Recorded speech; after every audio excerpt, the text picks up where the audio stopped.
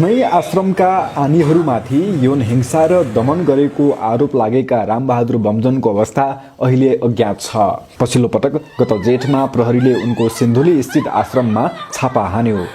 सिन्धुलीको कमलामाई नगरपालिका 8 पहिरे स्थित बमजनको आश्रममा जेठ 3 र 4 गते 2 दिन गरी झण्डै 16 घण्टा खोज तलास गरे पनि उनी फेला परेनन् भन्दै फर्कियो प्रहरी टोली।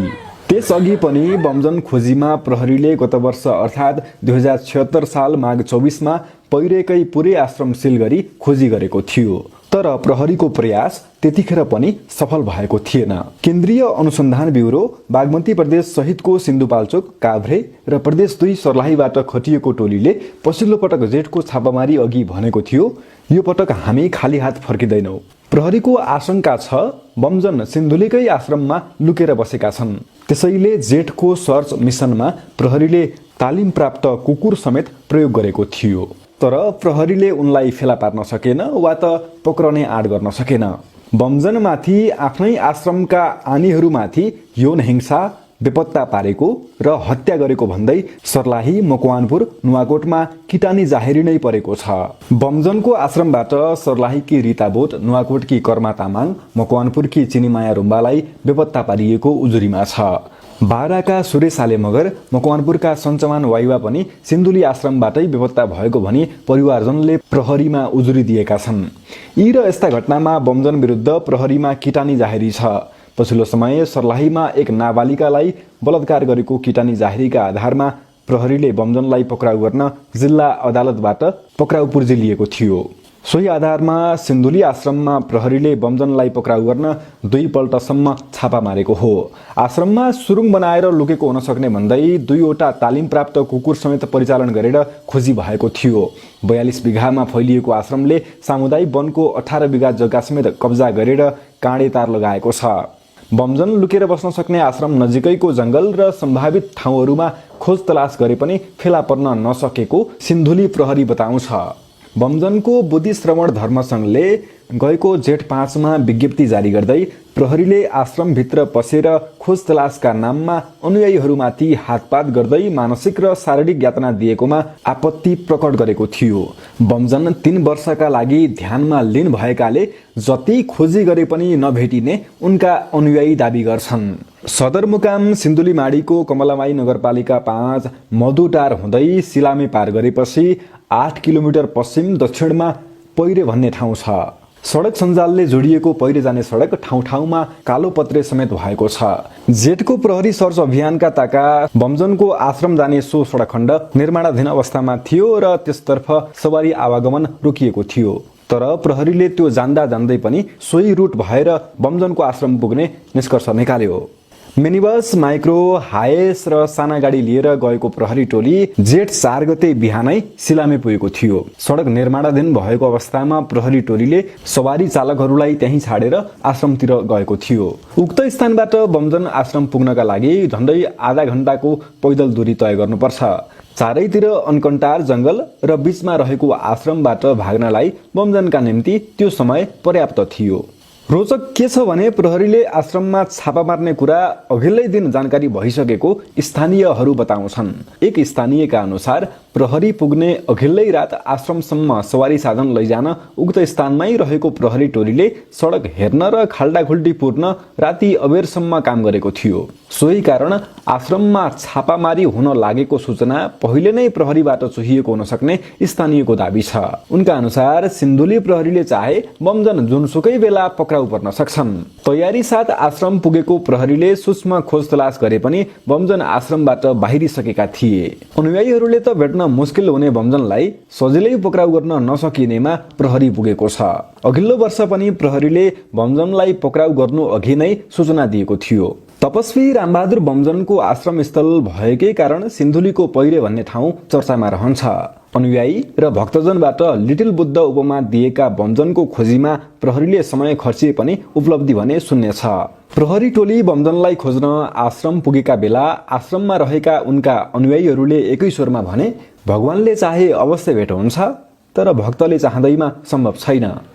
बमजन आबद्ध संस्थाको वेबसाइट मैत्रीय.इन्फोमा उपलब्ध जानकारी अनुसार उनको जन्म सन् 1990 को अप्रिल 10 तारिखमा बाराको रतनपुरमा भएको थियो। उनका मातापिता किसान थिए।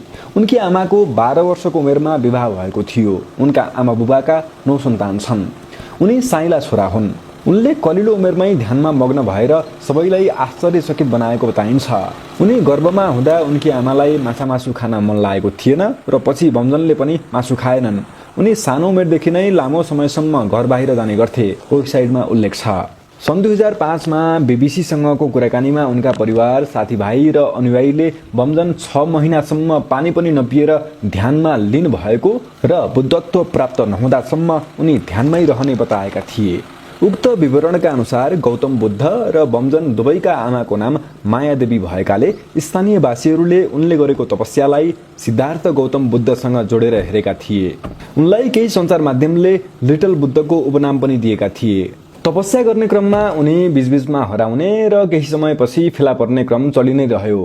16 वर्षको उमेरमा तपस्या गर्न सुरु गरेका बमजन पहिलो पटक 10 महिना लामो ध्यान बसेकै बेला अचानक सम्पर्कविहीन भएको बताइन्छ। तपस्यामा रुचि र बुद्धसँगको तुलनाका कारण उनी ध्यान बसेको स्थान आसपास उनलाई हेर्न मात्र आउने आगन्तुक र भक्तजनहरूको भिड लाग्न थाल्यो। अनुयायीहरूले बिस्तारै उक्त क्षेत्रलाई धार्मिक ध्वजा पताकाले सुसज्जित गरेपछि उक्त स्थान बिस्तारै धार्मिक स्थलमा परिणत हुँदै गयो। नेपालमा मात्र नभएर विश्वव्यापी रूपमै चर्चा बटुल्न सफल हुने यति चर्चित भयो कि उनले निकै कम समयमा सामान्य बुद्ध भक्तबाट चर्चित तपस्वीको भेष धारण गरे। देशका विभिन्न ठाउँहरूमा आश्रम खोले र नेपालभित्र र बाहिर आफ्ना अनुयायीहरूको सङ्ख्या समेत क्रमिक रूपमा बढाउँदै लगे। त्यसै कारण उनले भित्रभित्रै असीमित शक्ति आर्जन गर्न थालेको उनीबारे प्रकाशित थुप्रै विवरणहरूमा उल्लेख छ।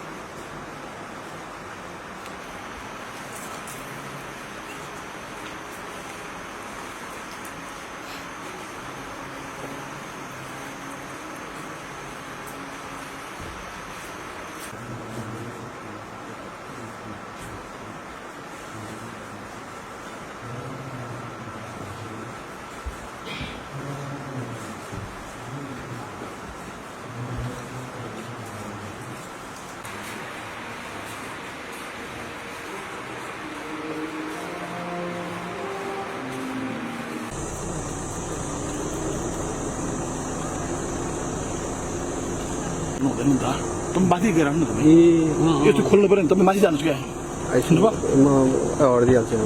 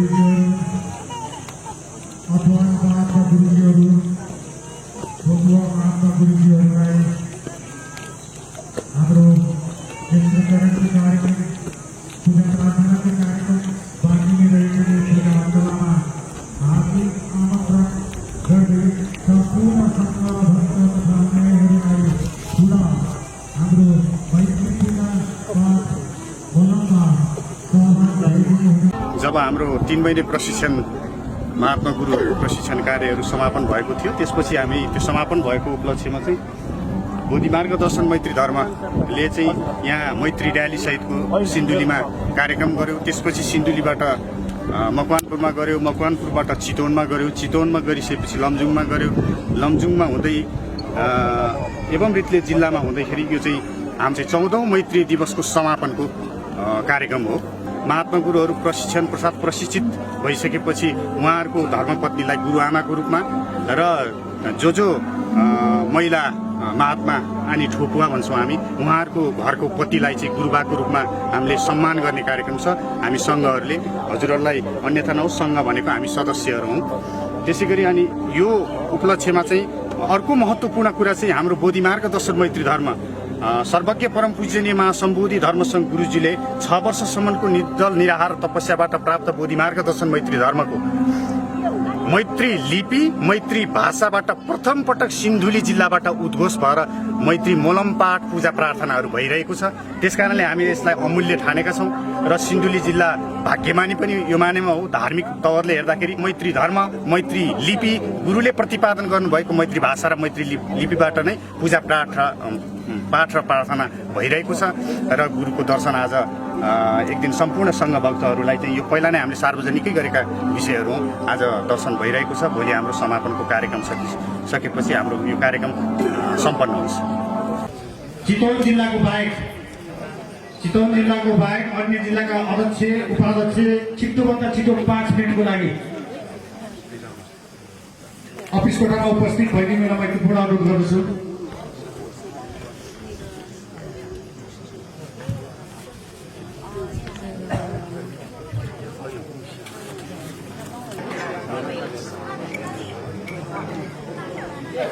मैत्री गर्न लाउँ।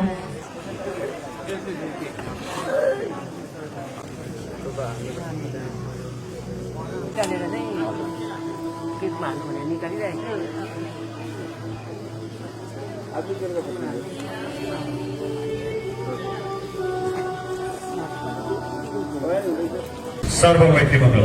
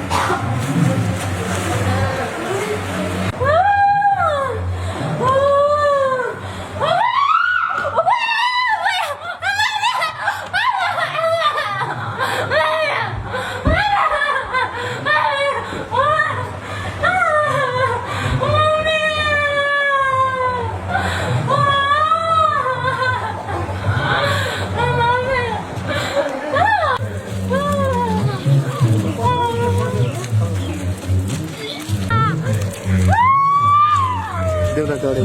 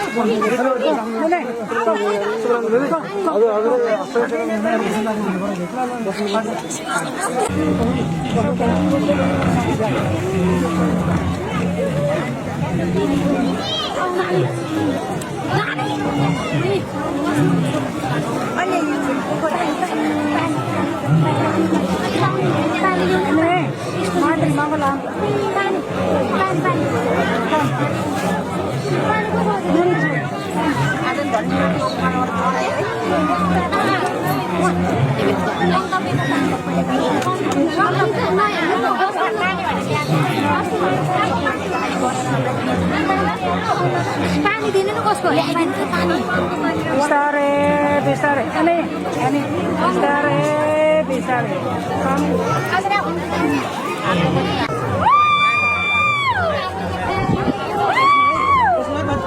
कोही पनि नउठ्नु नै